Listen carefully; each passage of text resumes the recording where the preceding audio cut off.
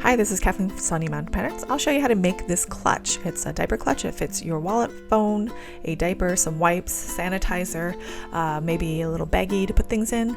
It's got a divider and it's pretty simple to make. So you're going to need a 12-inch or longer zipper and some fabric. And of course there's a wrist strap. I forgot to include that. And this is of course made for wovens. So we're going to start by cutting the zipper down to 1 inch or half an inch on each side, less than the width of the clutch. So here I'm marking it. I actually made a mistake when I did the original. So I'm redoing it with my very recycled zipper. So you have to open up the zipper and then cut it. Do not cut it with the zipper on the left-hand side because then you will be all mad. So here it's cut. I've opened it slightly, but you notice how the zipper pull is below where I cut it? Yeah, make sure you do not want to pull off the zipper head. So we're going to fold this in half twice and then enclose the zipper head in between this. You can of course sew on first and then fold over and sew again. If you are not being particularly lazy like I was being, it's actually much more accurate to do it that way.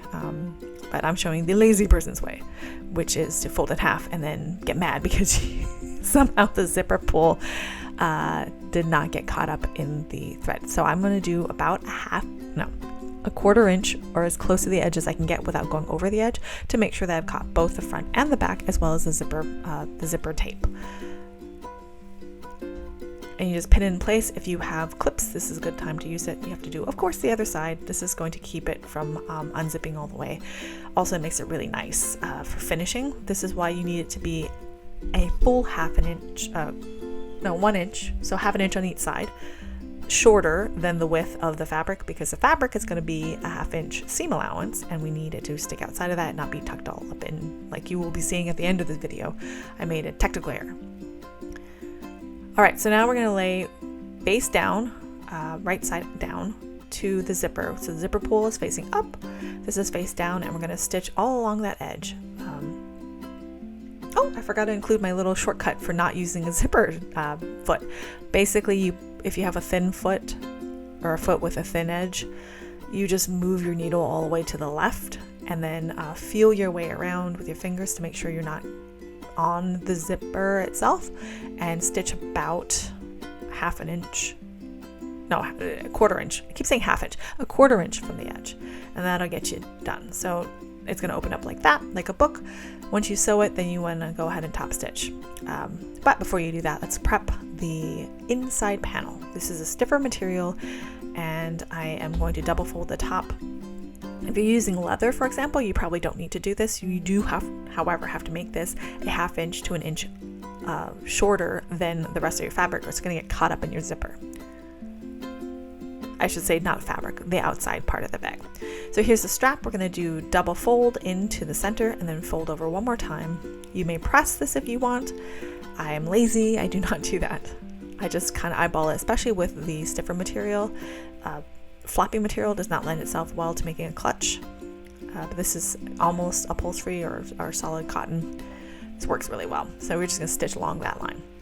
Now that we've put it together, we're going to top stitch all the way down along both sides. So you can see here my very not even top stitching. So we're going to put it together. We're ready already. So put the, open the zipper. That's key, or else you won't be able to evert it and you'll be all mad. We're going to put the inside, of course, on the bottom, and then put the strap in on one side. You can double it up. If it's very thick, you're going to have to separate. I chose to separate it because it was very thick, and I used my serger for the next step, but you do not have to use the serger. Just be aware that you might have some fraying. This fabric was starting to fray as I was working with it, so I decided to serge it. You can, of course, pink it or zigzag stitch as well. Or do both. Be extra special. Just be extra. So yeah, pin it. If you're going to do it on the machine, definitely make sure your needle's down when you get to the corner so you can pivot without messing it up. So now we've sewn it like magic. I use a serger, you can see that, but you see where I have the opening? That's where you're going to pull it through. If you don't open the zipper, you're going to have a very hard time. So you can see, once I get this done, why I needed the zipper to be a little bit shorter than the actual width, because now I've got a zipper caught up in the seam allowance, and it's not showing that nice extra that I did. So you can use a pen or a rounded chopstick or your hands or scissors to try to push out all of the corners, and you can see the inside has a pocket and it's very useful. So I hope this helps.